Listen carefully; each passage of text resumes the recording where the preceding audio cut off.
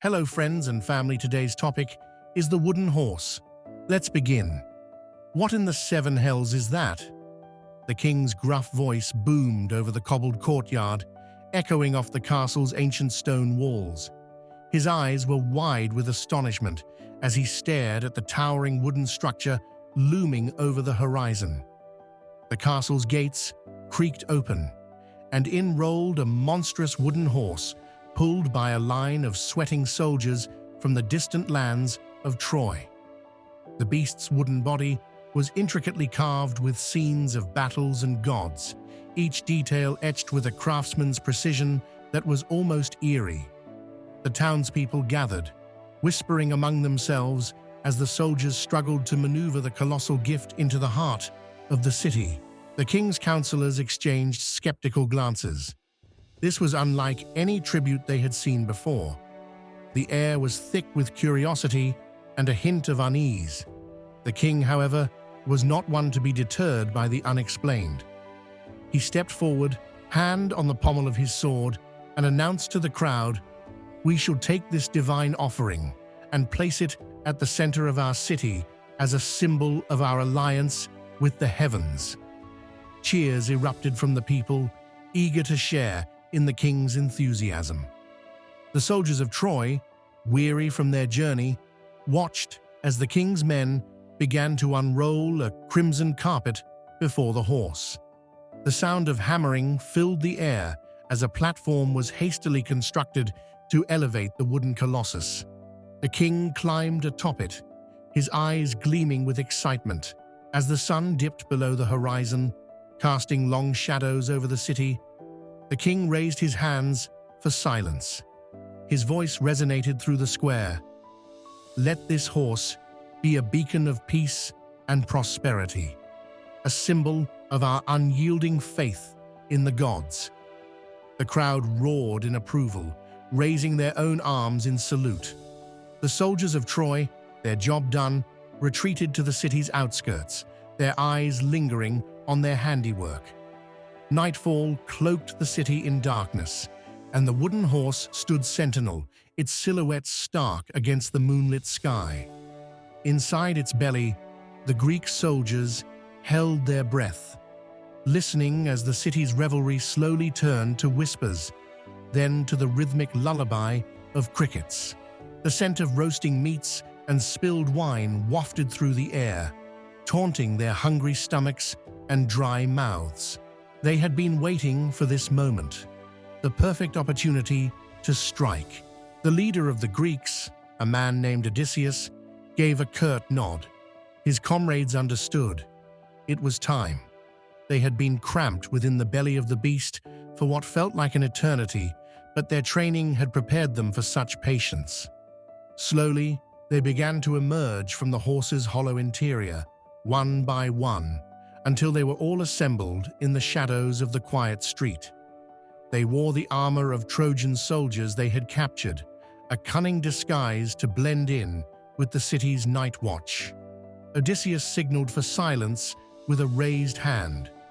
The Greeks knew the layout of the city better than the Trojans themselves.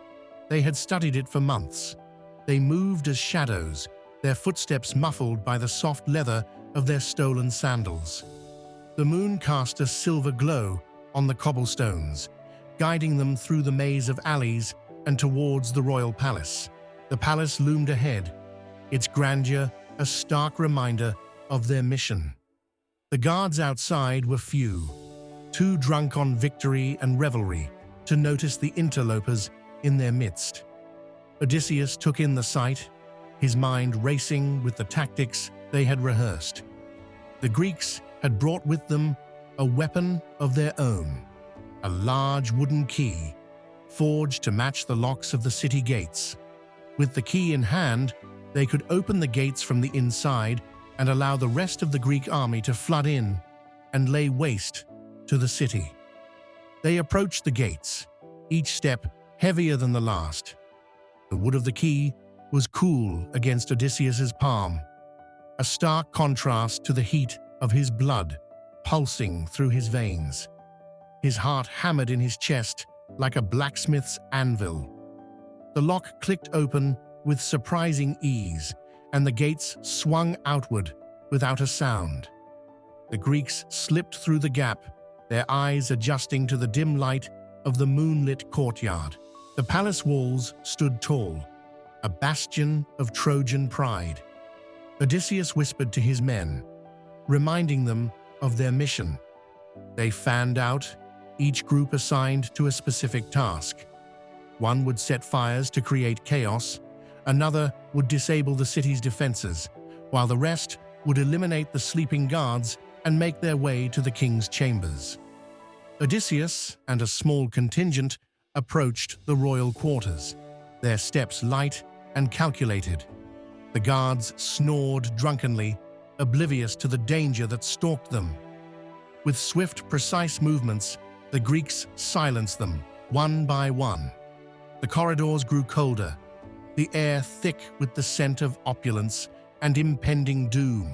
Finally, they reached the king's chamber, its doors adorned with gold and jewels. Odysseus paused, listening for any sound that would betray their presence. Hearing none, he signaled for the others to stand ready. With a single, powerful kick, the doors splintered open, revealing the slumbering king. The room was bathed in the soft glow of candles, flickering shadows dancing across the plush tapestries and gleaming weapons displayed on the walls. The Greeks rushed in, their swords drawn and ready. The king stirred, his eyes snapping open in terror as the cold steel of an enemy blade reflected the candlelight. He had just enough time to realize his folly before Odysseus's sword sliced through the air, ending his reign and his life in one swift motion. The sound of his dying gasp echoed through the chamber, a harbinger of the chaos about to unfold. The Greeks moved swiftly, dispatching the few guards who had stumbled into the fray. The palace was now theirs, and with it, the fate of Troy. Outside, the first fires began to spread, casting an orange glow against the night sky. The city's alarm bells tolled in the distance, their clamor a symphony of panic. The Trojans, still groggy from their victory celebration, stumbled into the streets, their eyes wide with horror as the Greeks descended from the belly of the wooden horse, their true intentions revealed. Odysseus's group sprinted through the palace corridors, the sound of their sandals on marble echoing through the halls. They encountered pockets of resistance, but their superior numbers and the element of surprise gave them the advantage. The screams of the city grew louder as they approached the king's chamber, where the real battle was about to begin. The door was heavy, made of reinforced oak, but it was no match for the Greeks' combined strength. With a thunderous crash, it gave way, revealing the king's chamber in a state of disarray. The king sat up in bed, clutching at his chest, his face a mask of shock. His guards, caught off guard by the sudden assault, barely had time to react before the Greeks were upon them. Odysseus stepped forward, his sword glinting in the candlelight. The king recognized the leader of the invaders, his eyes wide with terror. "What treachery is this?" he choked out, trying to summon the bravado that had carried him through countless battles. But his voice was weak, betraying his fear. Odysseus did not bother with words. He knew that time was of the essence. The king had to die swiftly before the city could rally. He lunged forward, sword aiming for the king's throat. The king's hand shot out, grabbing a heavy golden goblet from his nightstand. He flung it at Odysseus, who ducked just in time. The goblet shattered against the wall, showering them with shards of gold and wine. The Greeks closed in, swords flashing in the dim light. The king's guards, though valiant, were outmatched. They fell, one by one, to the invaders' relentless onslaught. The king stumbled out of bed, reaching for his sword, but his legs gave out beneath him. He was not a warrior in this moment. He was a man facing his doom. Odysseus stepped over the fallen, his eyes locked on the king. The room was a whirlwind of steel and shadow, the clang of swords and the grunts of battle resonating through the chamber. The king's family, roused by the commotion, peered out from the safety of their antechamber, their faces a tableau of fear and disbelief. The king managed to stand, his trembling hand grasping the sword's hilt. He raised it with a roar, a feeble attempt to fend off the inevitable. Odysseus approached with the calmness of a seasoned warrior, his movements calculated, each step deliberate. The king's desperate swing was met with a deft parry, and with a swift twist of his wrist, Odysseus disarmed him, sending the sword clattering to the floor. The king's eyes searched for a way out, but the Greeks had blocked all escape routes. His family's cries grew more frantic, and the scent of fear filled the chamber. The king's chest heaved as he faced his attacker, his once mighty frame now trembling with fear.